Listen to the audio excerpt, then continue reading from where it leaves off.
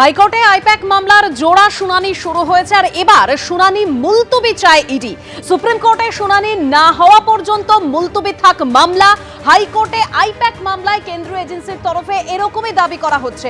আমরা এই বিষয়ে আরো বিস্তারিত জানবো, সরাসরি নিউজ রুমে চলে যাব। অতনু হালদার রয়েছেন আমাদের সঙ্গে। অতনু, দেখো, কলকাতা হাইকোর্টে ইতিমধ্যেই বিচারপতি শুভ্রা ঘোষের ঘরে আইপ্যাকের অফিসে এবং আইপ্যাকের ডিরেক্টর প্রতীক জৈনের বাড়িতে ইডির তল্লাশি অভিযান নিয়ে যে মামলা কলকাতা হাইকোর্টে হয়েছে তার শুনানি শুরু হয়েছে।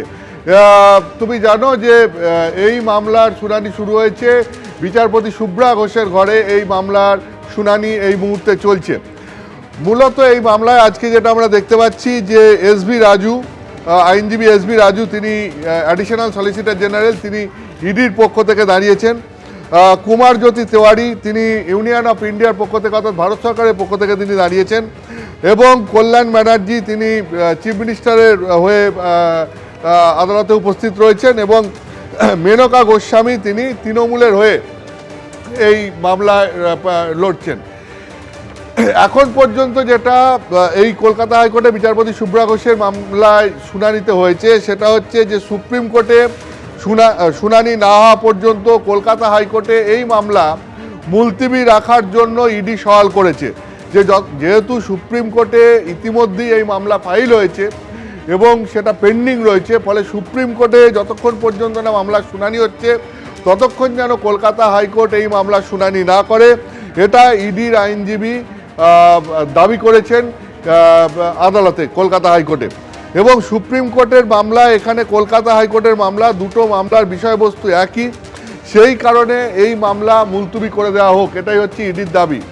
এবং যেহেতু হাইকোর্টের পর তারা ডেট না পেয়ে তারা সুপ্রিম কোর্টে চলে গেছেন, কারণ হাইকোর্টে ডেট না পেয়ে মানে হাইকোর্টের শুনানি স্থগিত হয়ে যায় এবং তারপর 3 দিন পিছিয়ে যায়, তার মধ্যে তারা সুপ্রিম কোর্টে চলে গেছেন। এবং সেই কারণে তাদের দাবি হচ্ছে যে সুপ্রিম কোর্টে আগে মামলার শুনানি হোক, এবং সেই কারণে সুপ্রিম কোর্টে মামলার পেন্ডিং থাকার জন্য হাইকোর্টে যেন শুনানি না হয়।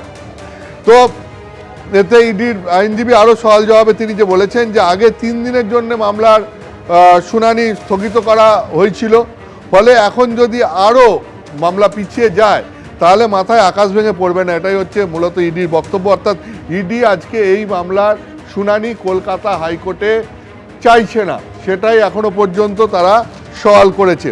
এবং সেই সঙ্গে সঙ্গে তাদের আবেদন হচ্ছে যে কোনো অন্তর্বর্তী নির্দেশ যেন কলকাতা হাইকোর্ট এই মামলায় না দেয়, তার কারণ ইডি এই মামলায় কোনো কিছুই বাজেয়াপ্ত করেনি। যা যা বাজেয়াপ্ত করেছে সেইটা ওনারা করেছেন। অর্থাৎ ইডির বক্তব্য হচ্ছে যে তৃণমূল কংগ্রেসের দিকে বা মমতা বন্দ্যোপাধ্যায়ের দিকে যে পুরোটাই তৃণমূল কংগ্রেসের তরফ থেকে বা মমতা বন্দ্যোপাধ্যায়ের দিক থেকে করা হয়েছে, ইডির দিক থেকে কোনো কিছু বাজেয়াপ্ত করা হয়নি। এটা হচ্ছে আজকের মামলার শুনানিতে ইডির আইনজীবীর দাবি। এবং ইডির আইনজীবী আরও বলেছেন যে শেষ দিন যখন মামলা মুলতবি করা হয় তখন ইডির আইনজীবীদের কিছু জিজ্ঞাসা করা হয়নি, ফলে আজকে তাদের অসুবিধা রয়েছে এই মামলা হাইকোর্টে শুনানি হওয়ার ক্ষেত্রে, তারা এই আপত্তির কথা জানিয়েছে। তৃণমূলের পক্ষ থেকে যেটা বলা হয়েছে তাতে বলা হচ্ছে যে তারা এই মামলায় আজকে প্রথম সওয়াল করছেন এবং সুপ্রিম কোর্টে তারা কোনো ক্যাভিয়েট ফাইল করেনি এবং সুপ্রিম কোর্টের মামলায় তৃণমূল কংগ্রেস পার্টি নয়, ফলে তৃণমূল কংগ্রেসের থেকে দাবি করা হয়েছে যে তারা চায় এই মামলার শুনানি আজই হোক এবং সেই মামলার শুনানি কলকাতা হাইকোর্টেই হোক, এটা তৃণমূল কংগ্রেসের আইনজীবী দাবি করেছেন। এবং সেই সঙ্গে সঙ্গে তৃণমূল কংগ্রেসের আইনজীবীর দাবি হচ্ছে যে সমস্ত তথ্য ইডি নিয়ে গেছে, সেই সমস্ত তথ্য যেন কোনোটা প্রকাশ করা না হয় এবং রাজনৈতিক উদ্দেশ্যে ব্যবহার না করা হয়, এই সওয়াল জবাব তৃণমূলের আইনজীবীর তরফ থেকে করা হয়েছে। এখন এই শুনানি চলাকালীনই আজকে ইডির তরফ থেকে কেন্দ্রের additional solicitor general SB Raju, তিনি হঠাৎই দাবি করেন যে যখনই তিনি কিছু বলতে চাইছেন তখনই তার মাইক বন্ধ করে দেওয়া হচ্ছে, প্রতি মুহূর্তে তার মাইক বন্ধ করে দেওয়া হচ্ছে, এইভাবে শুনানি হতে পারে না। তো এইটা দাবি করেন এবং তারপর এখনও শুনানি চলছে এবং শুনানিতে এই মামলায় কেন্দ্রীয় সরকারের তরফ থেকে যিনি আইনজীবী রয়েছেন তিনি বলছেন এই মামলায় এসআইআর নিয়ে অভিযোগ করা হয়েছে, তাহলে মামলায় ইলেকশন কমিশনকেও পার্টি করা হোক। তো এটা হচ্ছে কেন্দ্রীয় সরকারের আইনজীবীর আরও যেটা দাবি যে এই মামলা আইপ্যাকের করা প্রয়োজন ছিল, কারণ যার বাড়িতে যার অফিসে তল্লাশি চললো তিনি মামলা করলেন না, অন্য কেউ একটা মামলা করলেন, তাহলে এই মামলা গ্রহণযোগ্য হয় কি করে?